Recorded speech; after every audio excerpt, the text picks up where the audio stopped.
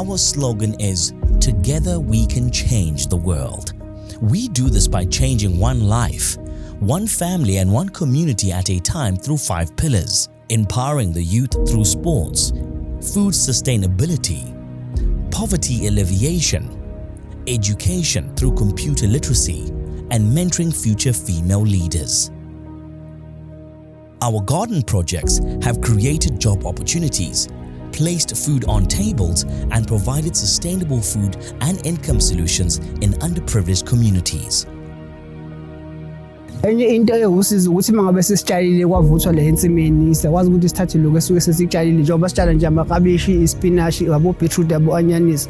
Mase kukhona okulungile siyakwazi ukuthi sikuthathe sikusemakhaya. Like mina ngihlala nomama nabazulu ababili. So uma usuke sejabula ngoba usuke sazi ukuthi ngeke saya esitolo ukuthi lokho yothenga isishebo. Icebo Lethu Foundation Canoeing Program provides grooming, training and support for disadvantaged children. The team has a total of 10 canoeists that are breaking poverty cycles through sports. I-canoeing ngayiqala 2017 ukujoyina ucebo lwethu ngakujoyina last year wakwazi ukuthi ngihambise ama-provinces like Eastern Cape ngakwazi nokuhamba ngiyoreyisa umfula eDrakensberg. Okungijabulisa kakhulu ukuthi ucebo lwethu ukwazi ukuthi ngihambise phesheya ePoland ngiyokompetha namanye amazwe. In a computer-driven world, students in rural communities often find themselves at a disadvantage at tertiary level due to the lack of computer literacy. Our recently launched computer skills program has built fully-fledged computer centers in rural Muthu and Nkandla to equip learners for success. Ngendlela lo mcimbi omkhulu ngawo ungenza ngicabanga ithuba lokuqala empilweni yami la ngiqala khona ukuthinta into ekuthiwa icomputer. I think ngase ngisiqedile isikole. So ke ukubuka abantwana abala esandlwana ukuthi guys nizoba nethuba elinjengaleli.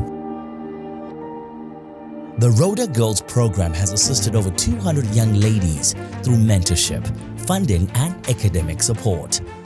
I joined the program late October 2022, and this was a time when the financial situation at home wasn't the same as my mother had just stopped working.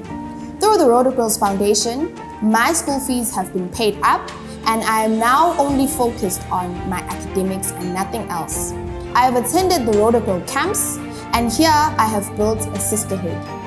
Our home building initiative has built fully furnished houses for families in need. Besihlala endlini yodaka enamaconsi emvula basokhela abantu bakaCebo Lethu indlu enkulu enamakamera esikwazi ukulala khona nekhishi esikwazi ukupheka kulona. Siyakwazi nanokubuka iTV. Nginezingane eziwu3 nabazukulu abawu5 engihlala nabo. Siyabonga ukusakhela bandla nezingane zami. Icebo Lethu sishintshile kakhulu impilo yami. Ngiyabonga Cebo Lethu. Icebo Lethu Foundation is shaping my future. Thank you, Icebo Lethu. Icebo Lethu means our plan. It is our call to unite to create a better world for all humanity, starting with one community, one family, one life. Partner with us today to make a change. Together, we can change the world.